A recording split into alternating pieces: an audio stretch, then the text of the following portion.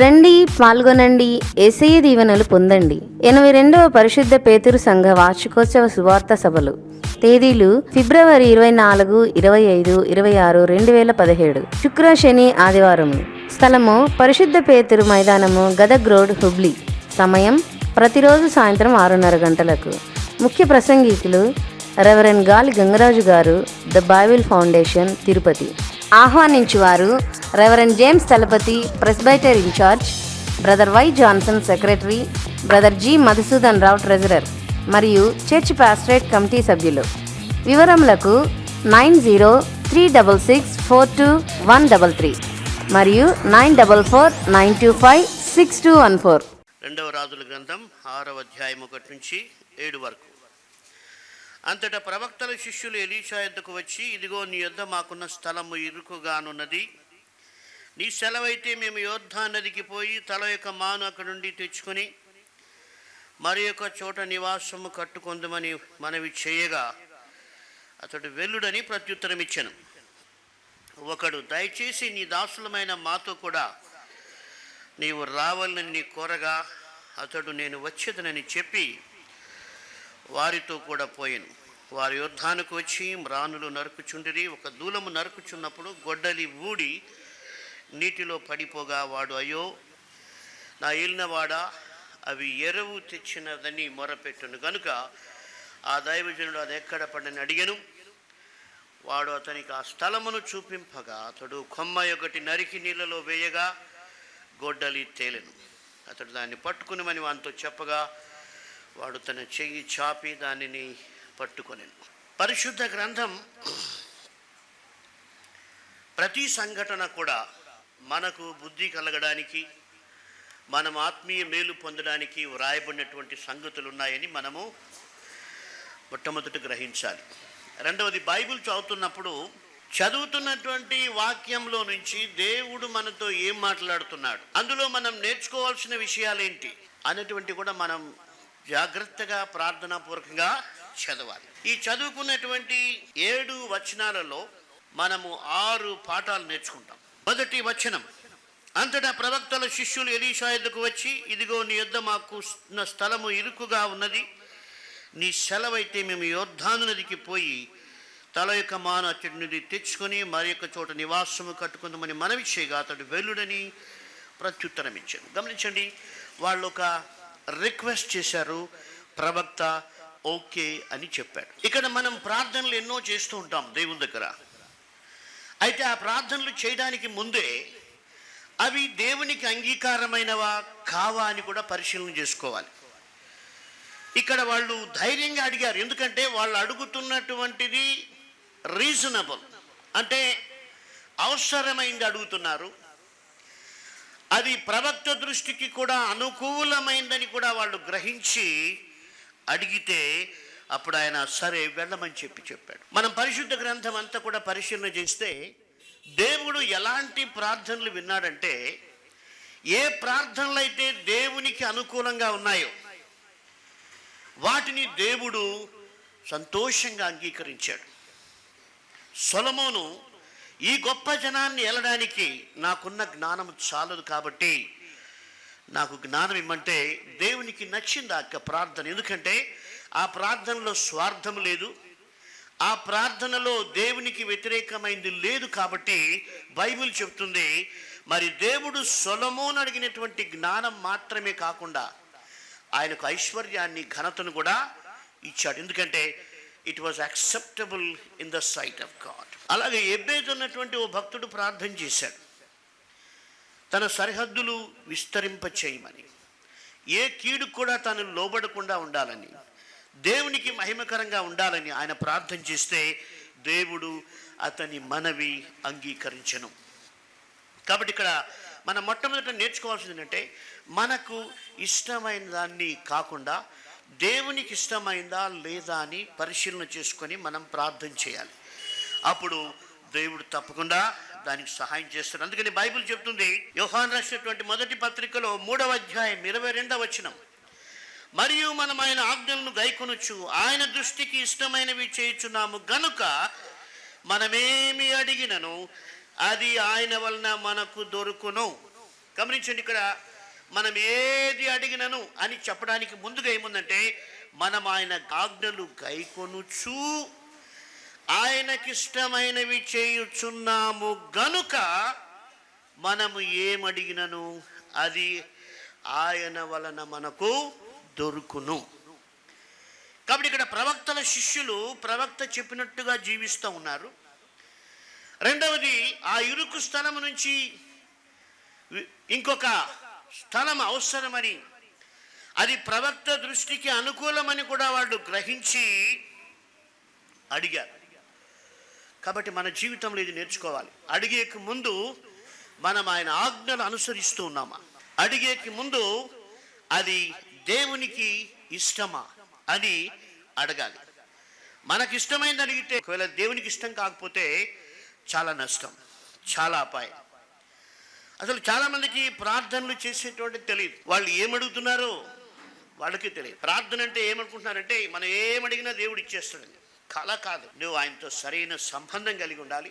ఆయన దృష్టికి ఇష్టమైనది మనం చేస్తూ ఉండాలి. బైబిల్ ఏం చెప్తుందంటే, మనము సంతుష్టి సహితమైనటువంటి భక్తి కలిగి ఉండాలని చెబుతుంది. కాబట్టి మన ప్రార్థనలు దేవునికి ఇష్టంగా ఉన్నాయా అని మనం పరిశీలించుకోవాలి. సరే, రెండవ విషయం 3వ వచనంలోకి వెళ్దాం. ఒకడు దయచేసి నీ దాసులమైన మాతో కూడా నువ్వు రావాలని కోరగా అతడు నేను వచ్చేదని చెప్పి.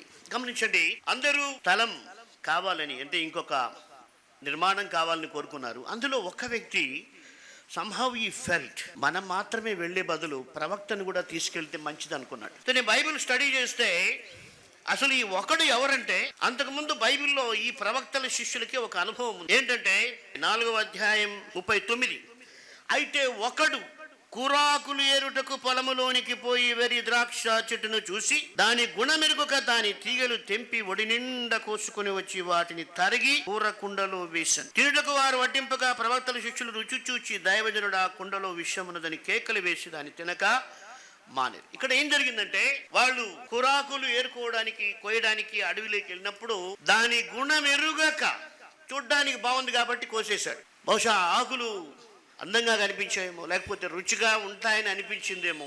దాని గుణం అయితే తెలియకుండా మొత్తం మీద ఒడి నిండా కోసుకున్నాడు. అంటే మనకు బాగున్నట్టు అనిపిస్తే ఎంతైనా కోసుకుంటాం, ఎంత డబ్బైనా ఖర్చు పెడతాం, ఎన్నైనా కొను. ఇక్కడ ఒడి నిండా కోసుకున్నాడు. అయితే అది గుణము తెలియక కోసుకున్నాడు. దాంట్లో విషం ఉంది. దానివల్ల కేకలు వేశారు, బాధపడ్డారు. నేను అనుకుంటున్నాను, ఈ ఒకడు ఎవరంటే ఇక్కడ ఉన్నటువంటి ఆ శిష్యుడు. ఆ శిష్యునికి గతంలో ఒక అనుభవం గుర్తొచ్చింది. అరే, మనం మళ్ళీ ఇప్పుడు వెళ్తే చెట్లు నరకడానికి మనము తెలియని పని ఏదైనా చేస్తామేమో, కాబట్టి ప్రవక్తను కూడా రమ్మందామని చెప్పి ఆయన ప్రవక్తను పిలిచాడు. అంటే ఇక్కడ రెండవ పాఠం ఏంటంటే, మన గత అనుభవంలో ఏదన్నా పొరపాటు జరిగి ఉంటే దాన్ని సరి చేసుకోవాలి, మళ్ళీ దాన్ని రిపీట్ చేయకూడదు. కాబట్టి నేను నమ్ముతా ఉన్నాను ఏంటంటే, మన జీవితంలో పొరపాట్లు దేవుడు అనుమతించాడంటే దానికి ఉద్దేశం ఏంటంటే మనము దేవునికి మరింత సమీపం కావడం. హల్లెలూయా. ఆ పొరపాట్ల నుంచి మనం పాఠం నేర్చుకోవాలి. అయితే ఇక్కడ ఏంటంటే, ఎలీషా కూడా నేను వస్తానన్నాడు, వెళ్ళాడు. వాళ్ళు అంటే దేవుడు ఎప్పుడు కూడా మనతో కూడా ఉండడానికి ఇష్టపడేటువంటి వాడు. హల్లెలూయా. అయితే మనం కొన్నిసార్లు ఆయన పిలుస్తాం, కొన్నిసార్లు ఆయన పిలవం. కొన్నిసార్లు దేవుడు వస్తాడన్న కూడా మనం ఆయన్ని తీసుకొని ఇష్టపడడం. ఫర్ ఎగ్జాంపుల్, ఇంటర్నెట్లో బ్యాడ్ మూవీస్ చూడడానికి మనం వెళ్తా ఉండి, ప్రభా నువ్వు నాతో కూడా రమ్మని పిలవగలమా? పిలవలేం. లేకపోతే ఒక అక్రమమైన పని చేయడానికి ముందుకు వెళ్తూ, దేవా నువ్వు నాతో కూడా ఉండమని పిలవగలమా? పిలవలేం. అయితే మనం దేవుని చిత్తానుసారంగా మన జీవితం నడిపించుకోగలిగితే మనం ఆయన్ని పిలవగలం. ప్రభా నువ్వు నాతో కూడా ఉండు, నేను వెళ్ళే స్థలంలోనికి నువ్వు నాతో పాటు రావాలి, నేను మాట్లాడే మాటల్లో మీరు ఉండాలి, నా ప్రవర్తన అంతట్లో మీ అధికారం ఉండాలి ప్రభా అని మనం కోరుకోగలం. అయితే మనం ఏం చేస్తామంటే, చర్చికి వచ్చినప్పుడు, మందిరానికి వచ్చినప్పుడు, కూడికలకు పోయినప్పుడు దేవుడు మనతో కూడా ఉన్నట్టు ఫీల్ అవుతాం. ఆ తర్వాత దేవుడిని అక్కడే వదిలిపెట్టి వెళ్ళిపోతాం. దేవుడు మనతో కూడా ఉంటే మనల్ని అనేక విధాలుగా దేవుడు నడిపిస్తాడు, సరిచేస్తాడు, బ్లెస్ చేస్తాడు. అంటే దేవుడు మనతో కూడా ఉండడానికి ఇష్టపడుతున్నాడు. ఎప్పుడంటే చర్చిలో మాత్రమే కాదు, అన్ని విషయాల్లో, అన్ని స్థలాల్లో, అన్ని పనుల్లో దేవుడు మనతో కూడా ఉండాలి. అలా మనం చెప్పగలగాలి, ప్రభు నువ్వు నాతో కూడా ఉండండి. అయితే నేను అనుకున్నాను ప్రవక్త బహుశా రాడేమో అనుకున్నాను. ఎందుకంటే ఆయన యొక్క నీడు అంతగా లేదు కదా, ఎందుకది? చెట్లు నరకడానికి యవనస్తుల బలం కావాలి. ఆ యవనస్తులు నరికే వాళ్ళు ఉన్నారు, కేపబుల్ వాళ్ళు వెళ్తున్నారు. మళ్ళీ ఈ పెద్ద ఆయన ఎందుకు వెళ్ళాల్సి వచ్చిందని అనుకున్నాను నేను. అయితే నాకు అర్థమైంది ఏంటంటే, ఆ ప్రవక్త కూడా తెలుసు ఏంటంటే, వీళ్ళు చెట్లు నరకడానికి పోయి ఏదో ఒక ప్రమాదంలో పడతారన్న విషయం ప్రవక్తకి తెలుసు. కాబట్టే నేను కూడా వస్తానన్నాడు. ఎక్కడో సిరియా దేశములో సైనికులు ఇజ్రాయేలు దేశముపై దాడి చేసే ప్రణాళికలు రచిస్తూ ఉన్నప్పుడు అవి ఎలీషాకు తెలిసేటువంటి. అందుకని సిరియన్లు ఇజ్రాయేల్ని జయించలేకపోయారు. మరి అంత జ్ఞానము, అంత దైవిక ప్రత్యక్షత ఉన్న ప్రవక్తకు వీరికి జరగబోయే కార్యం కూడా తెలుసు. కాబట్టి ఆయన కూడా వచ్చాడు. కాబట్టి మనం దేవుని కలిగి ముందుకు వెళితే మన జీవితంలో ఏం జరిగినా కూడా ఆయన తోడుగా ఉంటాడు. నష్టం జరిగినా కూడా ఆయన దాన్ని ఎలా పూరించాలో, మనకు ఎలా నడిపించాలో ఆయనకు తెలుసు. దేవుడు తోడు లేకపోతే మనం ఎంత చక్కటి ప్రణాళిక వేసుకున్నా అది ఫెయిల్ అయిపోతుంది. కాబట్టి మొదటిది దేవునికి ఇష్టమైంది మనం అడగాలి. రెండవది గతంలో జరిగిన పొరపాటు మళ్ళీ చేయకుండా జాగ్రత్త పడాలి. 4వ వచనం, వారితో కూడా పోయిన వారి యుద్ధానికి వచ్చి మానులు నరుకుచుండరు. ఒకడు దూలము నరుకుచున్నప్పుడు గొడ్డలి ఊడి నీటిలో పడిపోగా. ఇక్కడ విషయం ఏంటంటే, అందరూ మాన్లు నరుకుతా ఉన్నారు, ఒక్కొక్కరు ఒక్కొక్క మాన్ నరుకుతున్నారు. ఒకని గొడ్డలి ఊడిపోయింది. ఈ గొడ్డలి ఎలా ఊడిపోయిందంటే, ఎప్పుడే గాని గొడ్డలి ఒక్కసారిగా ఊడిపోతుంది. మేము కూడా చిన్నప్పుడు కట్టెలు కొట్టాం, మాన్లు నరికి అనుభవం ఉంది. గొడ్డలు అనేది కొద్ది కొద్దిగా వదిలి తర్వాత పడిపోతుంది. ఎందుకంటే గొడ్డలు నరికేటప్పుడు దాన్ని టైట్గా పెట్టి నరుగుతారు. అయితే అది నరుగుతా ఉన్నప్పుడు ఖచ్చితంగా లూజ్ అయితే అవుతుంది, గ్యారంటీ. అయితే ఒక్కసారిగా పడిపోదు, కొంత లూజ్ అయి పడిపోతుంది. అయితే ఇతనికి పరిశీలన చేసుకునేటువంటి జ్ఞానం లేకపోయింది. ఇది ఊడిపోతుంది, దీని సరిగా ఉందా లేదా అని మధ్యలో చూసుకోవాలి. ఒక 4 దెబ్బలు వేసాడు అనుకోండి మాన్ నరకడానికి, అదేమన్నా లూజ్ అయిందా లేదా కూడా చూసుకోవాలి, పరిశీలించుకోవాలి. కాబట్టి మన ఆత్మీయ జీవితంలో మనం దేవుని కొరకు జీవిస్తున్నా మంచిదే, దేవుని కొరకు ఏదో పని చేస్తున్నా మంచిదే, దేవుని కొరకు ముందుకెళ్తున్నా మంచిదే. కానీ ఎక్కడైనా మన ఆత్మీయ జీవితము లూజ్ అయిపోతుందేమో కూడా పరిశీలించుకోవాలి. మనకు దేవునితో రైట్ రిలేషన్షిప్ ఉందా లేదా చూసుకుంటూ ఉండాలి. మనం గుడ్డిగా ముందుకు పోయినామంటే అడ్డంగా పడిపోతాం. కాబట్టి మనం జాగ్రత్తగా చూసుకోవాలి. అది ఖచ్చితంగా కొంత లూజ్ అయి పడిపోయి ఉంటుంది. అయితే ఈ మనిషి దాన్ని చూసుకోలేదు. నేను అనుకుంటాను సహజంగా చూసుకుంటారు. అయితే ఈయన చూసుకోకపోవడానికి కారణాలు ఏంటి అని మనం ఆలోచన చేస్తే, బహుశా వీడు వేరే వాళ్ళతో పోటీ పడుతున్నాడేమో, వాళ్ళకంటే నేను స్పీడ్గా నరకాలి, అందుకొరకే తన గొడ్డలి ఊడిపోయి చూసుకోలేకపోతున్నాడు. ఈనాడు క్రైస్తవ జీవితాలు ఎలా ఉన్నాయంటే, మీరు పరిశీలించుకుంటారా అంటే ఎవరెవరు ఎట్లున్నారో పరిశీలించుకుంటున్నారు. వాళ్ళు ఎట్లున్నారు, వీళ్ళు ఎట్లున్నారు, వాళ్ళు ఎట్లున్నారు. నువ్వు ఊడిపోతావు, ఆల్రెడీ సగం ఊడిపోయినావు. కాబట్టి నిన్ను నీవు పరిశీలించుకోవడం చాలా ఇంపార్టెంట్. నేను అనుకుంటున్నాను ఈ వ్యక్తి అందరినీ చూస్తూ ఉన్నాడు. దేవుణ్ణి నువ్వు మహిమపరచాలి, అదే నీ యొక్క ఉద్దేశం. దేవుడు నిన్ను హెచ్చించాలనుకుంటే హెచ్చిస్తాడు. కాబట్టి మన కాన్సన్ట్రేషను దెబ్బతినకూడదు. ఊడిపోయడానికి ముందు అది లూజ్ అయింది, రెండోది ఆయన కాన్సన్ట్రేషన్ పోయింది. ఈ 2 పాయింట్స్. ఒక వ్యక్తి విశ్వాసంలో పడిపోయినాడంటే ఆయన ఎక్కడో దేవునికి ఇష్టం కాని వాటి పైన తన దృష్టిని ఉంచాడు. అందుకొరకే ప్రభు బల్ల కూడా ఎందుకు పెట్టారంటే ఆచారం కాదు, అది ప్రతి వారం పరిశీలించుకోవడానికి. ప్రభువా, లేదు కొంతమంది నెలకోసారి ఇస్తారు, ఏది కరెక్ట్ అని నేను చెప్పట్లేదు. కానీ నువ్వు బల్ల తీసుకునేటప్పుడు నీ జీవితాన్ని పరిశీలించుకోవాలి. ఎక్కడైనా నా ఆత్మీయ జీవితం లూజ్ అయిందా, లేకుంటే ఏదైనా డస్ట్ వచ్చి పడిందా, లేకపోతే నా జీవితం ఎవరి కొరకు జీవిస్తున్నాను అని ప్రభు యొక్క సిలువలో మరణించిన క్రీస్తును జ్ఞాపకం చేసుకొని పరిశీలించుకోవడానికి ప్రభు యొక్క కార్యక్రమం ఇచ్చాడు.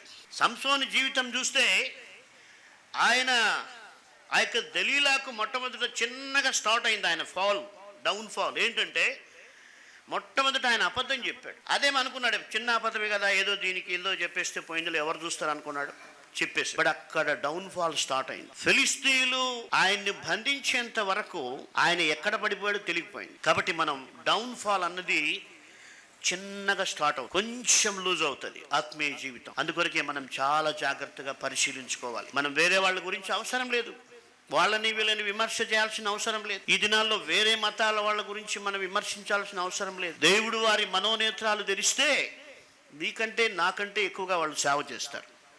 వాళ్ళ రక్షణ కొరకు మనం కన్నీరు విడిచి ప్రార్థన చేయాలి. దేవుడు తప్పకుండా చేస్తాడు. కాబట్టి మన కాన్సన్ట్రేషను మన ఆత్మీయ జీవితం పైన ఉంటే మనం దేవునికి ఇష్టమైనవి చేస్తాం. సరే, 5వ పాయింట్. ఆ గొడ్డలి ఊడి ఎక్కడ పడిపోయిందండి? నీటిలో పడిపోయింది. అంటే ఆయన నరుకుతున్న ప్రదేశంలో నీరు అన్నటువంటిది ఉంది. కాబట్టి ఎంత జాగ్రత్తగా ఉండాలి ఆయన కదా. పడితే నీళ్ళలో పడిపోతుంది. నేను అనుకుంటున్నాను నియర్ బై నీళ్లు, ఆ చెరువు నీళ్లు ఎక్కడున్నాయంటే ఖచ్చితంగా ఆ మానుకు, ఎందుకంటే వాళ్ళు వెళ్ళింది కూడా యోర్దాను నదీ తీరానికి వెళ్ళారు చెట్లు నరకడానికి. కాబట్టి అక్కడ నది ఉంది, పొరపాటున పడితే నీళ్ళలోకి పడిపోతాం. కాబట్టి పరిసరాలు కూడా మనం చూసుకుంటే జాగ్రత్త పడతాం. ఈయన పరిసరాలు కూడా చూసుకున్నట్లేదు. మనం అన్ని విషయాల్లో అన్ని కోణాల్లో చూడాలి. ఒకవేళ ఇది ఊడిపోతే నీళ్ళల్లో పడితే దాన్ని తీసుకోవడం చాలా కష్టము. కాబట్టి మనం జాగ్రత్తగా దీన్ని చూసుకోవాలి అన్న జ్ఞానం లేకపోయింది. కాబట్టి మనం పరిసరాలు చూసుకోవాలి. మనం ఎక్కడున్నాం, అన్యుల మధ్యలో మనం కూర్చొని ఉంటే మన నోరు జాగ్రత్తగా పెట్టుకోవాలి. 39వ కీర్తనలో దావీదు అన్నాడు 1వ వచనంలో, భక్తిహీనులు నా ఎదుటిగా ఉన్నప్పుడు నేను నా నోటికి చిక్కము ఉంచుకుంటున్నానని చెప్పాడు. కాబట్టి మనం పరిసరాలు చూసి మన ఆత్మీయ జీవితాన్ని కాపాడుకోవాలి. అందుకని సామెతల గ్రంథంలో మహాజ్ఞానం అన్నాడు 22వ అధ్యాయం 3వ వచనంలో, బుద్ధిమంతుడు అపాయము వచ్చుట చూచి దాగును, ఆ కీడు ఆ అపాయము రాకముందే ఫోర్సియత్ అంటే ముందుగా చూడగలడు. ఎవరంటే దేవునితో సరైన అనుబంధం ఉన్నటువంటి వ్యక్తి. ఏ ప్రొడెంట్ మ్యాన్ ఫోర్సియత్ ఈవిల్. కాబట్టి అది జాగ్రత్తగా ఉంటాడు. కాబట్టి మన జీవితంలో ముందు ఆలోచించాలి, అరే పలాని వ్యక్తితో మనం సహవాసం చేస్తూ ఉన్నాం, ఈ వ్యక్తి ఆత్మీయుడు కాడు, ఇదంతా మనం సహవాసం చేస్తూ పోతే ఏమవుతుంది? బైబిల్ చెప్తుంది కొరింథీ పత్రిక 1 కొరింథీ 15వ అధ్యాయంలో, దుష్ట సాంగత్యము మంచి నడవడిని చెడుపును. కాబట్టి మనం అప్పుడే ఆలోచన, ఒక దుష్టుడిని నేరుగా వచ్చినప్పుడు నువ్వు వాక్యం చూడాలా, ఓహో ఇది కంటిన్యూ అయితే మన నడవడిక చెడిపోతుంది. అలాగ మనం పరిసరాలు చూడాలి. భవిష్యత్తులో రాబోయేటువంటి ఆపదను గురించి మనము ఆలోచన చేయాలి. అందుకని బైబిల్ చెప్తుంది సామెతల గ్రంథం 14వ అధ్యాయం 16వ వచనం, జ్ఞానము గలవాడు భయపడి కీడు నుండి తొలగును, బుద్ధిహీనుడు విర్రవీగి నిర్భయముగా తిరుగును. కాబట్టి వీడు విర్రవీగి కొట్టాడు, నాకంటే పవర్ఫుల్ ఎవడు లేడని విర్రవీగి కొడుతున్నాడు. విర్రవీగినని వీపు విరిగిపోతుంది. అంతే, పోయింది, కేకలేస్తున్నాడు, అది ఊడిపోయింది, అది నీళ్ళలో పడిపోయింది. నేను అనుకుంటున్నాను వీడికి ఈత కూడా రాదనుకుంటా, ఎందుకంటే ఈత వచ్చింటే వెంటనే దుమికింటాడు, అంతే కదా. ఏడబడిపోయిందో ఆడు దుమికేసి ఉంటాడు. ఈత వచ్చి ఈ మనిషికి ఈత రాదు, ఇంకా ఏం చేయాలో దిక్కు తెలియదు. కాబట్టి విర్రవీగి ఏం చేశాడు? ఆపదలో పడిపోయాడు. కాబట్టి మన జీవితంలో వాక్యానికి లోబడాలి. మన సొంత మనస్సు విర్రవీగుతూ ఉంటుంది. మనసుకు విర్రవీగేది ఎక్కువ. నాకు అది చేత అవుతుంది, ఇది చేత అవుతుంది, అది చేస్తాను, ఇది చేస్తాను, ఏం చేయలేవు. మనుషులు ఇంత ఆరోగ్యంగా ఉన్నప్పుడు ఏం చెప్తారంటే ఏదో చెప్తారు. ఒక 3 రోజులు సిక్కయ్యాడు అనుకోండి, మాట్లాడే కూడా శక్తి ఉండదు. కాబట్టి మనం విర్రవీగకూడదు, దేవునికి భయపడాలి. అది పడిపోయిన తర్వాత వాడికి గుర్తొచ్చింది, అరే ఇది వేరే వాళ్ళు ఎరువు అంటే వేరే వాళ్ళ దగ్గర అంటే సాయంత్రం ఇచ్చేస్తా అంటే అని తెచ్చుకుంటాం కదా మనం. ఇట్లా మేము నరకడానికి వెళ్తున్నాము చెట్లు, మళ్ళీ సాయంకాలం వచ్చి ఇచ్చేస్తానని చెప్పింటాడు. లేదు రేపు పొద్దున్నే వచ్చి ఇస్తానని వేరే వాళ్ళ దగ్గర తీసుకున్నాడు. ఇప్పుడు వాడికి గుర్తొచ్చింది ఏంటంటే, అరే రే మనం ఏం చెప్పాలి ఇప్పుడు? పోయి మందన్న అయితే ఏదో పోతే పోయింది అనుకోవచ్చు, ఇది వేరే వాళ్ళ దగ్గర తెచ్చాం, ఇప్పుడు వాళ్ళకి ఏం చెప్పాలని భయం పట్టుకునింది.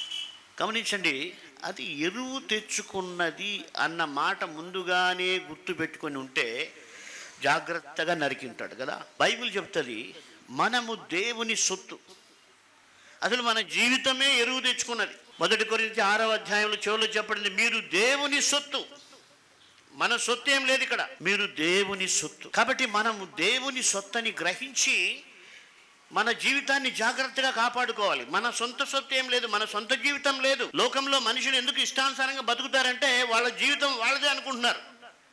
విశ్వాసులు అలా కాదు, నీవే కాదు, నీవు దేవుని సొత్తు. కాబట్టి నీ జీవితం చాలా జాగ్రత్తగా ఉండాలి. దేవునికి నువ్వు లెక్క చెప్పాలి. లోకస్తునిగా పని లేదు, వాడు ఎట్లన్నా బతకచ్చు, ఏమైనా చేయొచ్చు, ఎందుకంటే వాని గమ్యం నరకం. అయితే నువ్వు దేవుని నమ్మి దేవుని యందు విశ్వాసం ఉంచి ముందుకెళ్ళినప్పుడు నీవు నీ సొత్తు కాదని దేవుని సొత్తని గ్రహించి పొరపాటు జరగకుండా జాగ్రత్త పడాలి. కాబట్టి మన జీవితంలో దేవునితో సరి అయిన అనుబంధం కలిగి ఉండాలి. అయ్యో ఏమన్నాడు అక్కడ? అయ్యో. కాబట్టి మనం పొరపాట్లు చేస్తే అయ్యో అని కేకలు వేయాల్సి వస్తుంది. చేసే ముందే ఆలోచన చేయాలి. ఈ పని చేస్తే నేను దేవునికి స్తోత్రం అని చెప్పగలనా, లేకపోతే అయ్యో అనే పరిస్థితి వస్తుందా అని ముందుగానే పరిశీలన చేసుకోవాలి. అయ్యో అని కేకలు ఇచ్చాడైతే దేవుడు కనికరం గలవాడు.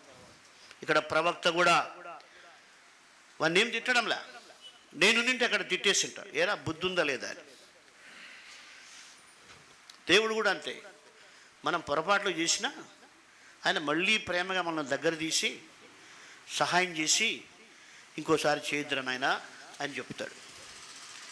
సరే, ప్రవక్త ఆయన పిలిచి ఎక్కడ పడిపోయిందో చూపించమన్నాడు. ప్రవక్తకు తెలుసు ఎక్కడ పడిపోయిందో. తెలియకుండా ఉంటుందా? అయితే అడిగాడు. అడిగితే వాడు చూపించాడు.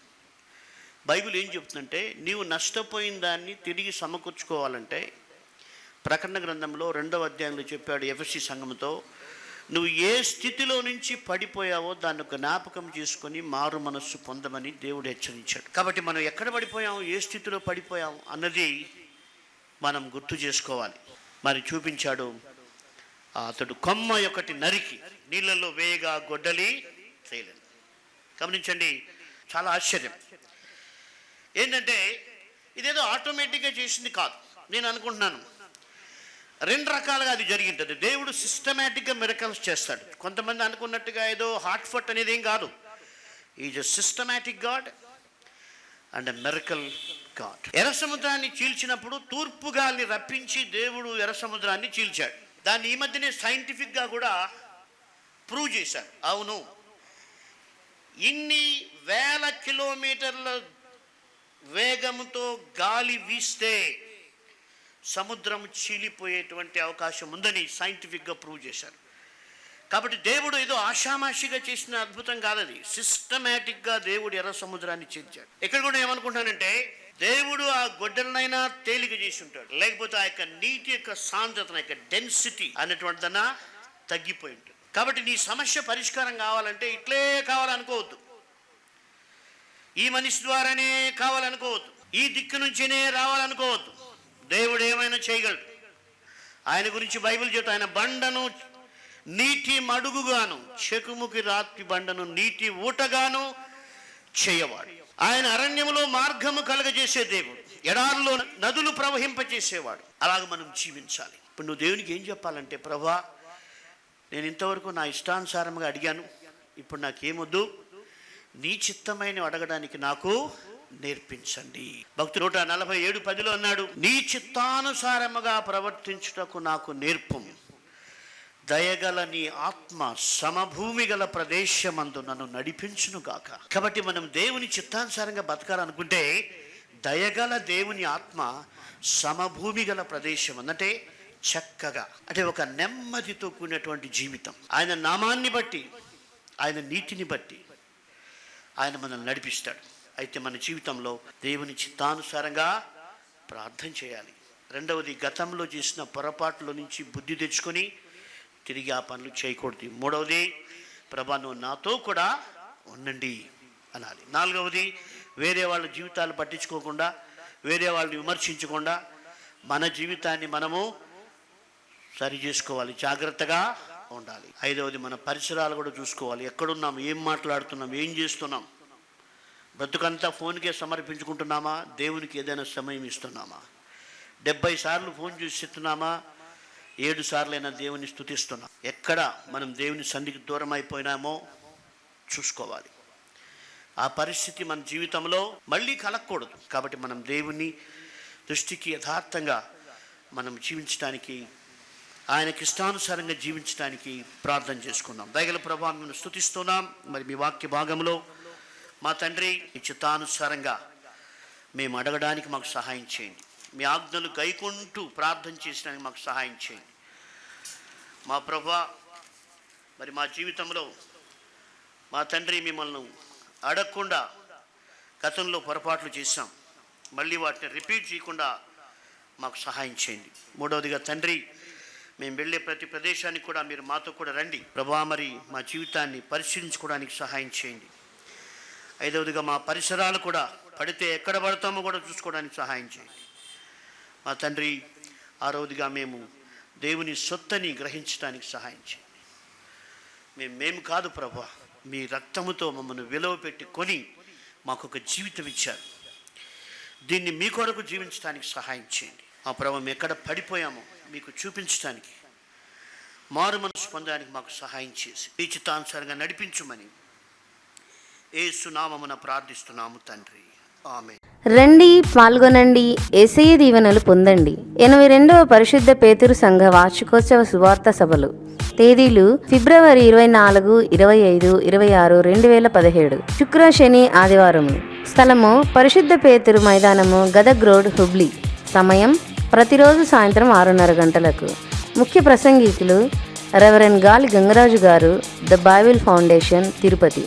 ఆహ్వానించువారు reverend James Thalapathi, presbyter in charge, brother Y Johnson, secretary, brother G Madhusudan Rao, treasurer, మరియు చర్చ్ పాస్టరేట్ కమిటీ సభ్యులు. వివరములకు 9036642133 మరియు 9449256214. నా పేరు పద్మజ. ప్రభు యొక్క మహాకృప వలన మరియు నా భర్తగారైన పాస్టర్ గాలి గంగరాజు గారి ప్రేరేపణ వలన పరిశుద్ధ గ్రంథములోని 1000 వాక్యములు కంఠాపాఠము చేసినాను. ప్రభు యొక్క కృప వలన మా పిల్లలందరితో కూడా బైబిల్ వాక్యములు కంఠాపాఠము చేయించినాము. మా 2 కుమారులు డేవిడ్ కరుణాకర్, జేమ్స్ కరుణాకర్ మరియు మా కుమార్తెలు గ్రేస్, మెర్సీ, బ్యూలా 1000 వాక్యములు కంఠాపాఠం చేసినారు. తల్లిదండ్రులందరూ కూడా బైబిల్ వాక్యములు కంఠాపాఠం చేసి తమ తమ పిల్లలందరితో కూడా బైబిల్ వాక్యములు కంఠాపాఠం చేయించుట గొప్ప ఆశీర్వాదము. అట్టి కృపను దేవుడు అందరికీ అనుగ్రహించవలనన్న ఉద్దేశముతో ద బైబిల్ ఫౌండేషన్ సంస్థ స్థాపించబడినది. ది బైబిల్ ఫౌండేషన్ సంస్థ వారు బైబిల్ వాక్యములు కంఠాపాఠం చేయుటకు నూతన బహుమతులు ప్రకటించుచున్నారు. 100 వాక్యములు కంఠాపాఠం చేసిన వారికి 1000 రూపాయలు, 500 వాక్యములు కంఠాపాఠం చేసిన వారికి 5000 రూపాయలు, 1000 వాక్యములు కంఠాపాఠం చేసిన వారికి 10,000 రూపాయలు ఇవ్వబడును.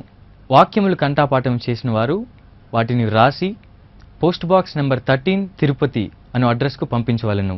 వాక్యములు రాసి పంపిన వారికి పరీక్ష తేదీ తెలుపబడును. ఆ రోజున వారు వాక్యములు నోటితో చెప్పవలెను. అదే రోజున బహుమతులు ఇవ్వబడును. పాస్టర్ గాలి గంగరాజు గారు రచించిన పుస్తకములు: దేవుని వాక్యముల కంఠాపాఠము, కంప్యూటర్ చెడు చిత్రముల నుండి విడుదల, మరణ భయం నుండి విడుదల, ఆత్మహత్యలకు అంతం ఉన్నదా, 50 ఆత్మీయ సందేశములు, శతకవితలు. మరియు బ్రదర్ జి డేవిడ్ కరుణాకర్ గారు రచించిన పుస్తకములు: 300 అనుదిన ప్రార్థనలు, 300 అనుదిన స్తుతియాగములు, బైబిల్లోని జంతువులు మరియు పక్షులు. మరియు ఈ పుస్తకములు ఇంగ్లీష్ భాషలో కూడా లభించును. మా అడ్రస్: the Bible Foundation, 6-8-767 SJ Nagar, Tirupati 517507. Our phone number 9440046393. Our email thebiblefoundation@gmail.com. Our website www.thebiblefoundation.com. రండి, పాల్గొనండి, యేసయ్య దీవెనలు పొందండి. 82వ పరిశుద్ధ పేతురు సంఘ వార్షికోత్సవ సువార్త సభలు. తేదీలు ఫిబ్రవరి 24, 25, 26, 2017. శుక్ర, శని, ఆదివారము. స్థలము పరిశుద్ధ పేతురు మైదానము, గదగ్ రోడ్, హుబ్లీ. సమయం ప్రతిరోజు సాయంత్రం 6:30 గంటలకు. ముఖ్య ప్రసంగికులు రెవరెండ్ గాలి గంగరాజు గారు, ద బైబిల్ ఫౌండేషన్, తిరుపతి. ఆహ్వానించువారు reverend James Thalapathi, presbyter in charge, brother Y Johnson, secretary, brother G Madhusudan Rao, treasurer, మరియు చర్చ్ పాస్టరేట్ కమిటీ సభ్యులు. వివరములకు 9036642133 మరియు 9449256214.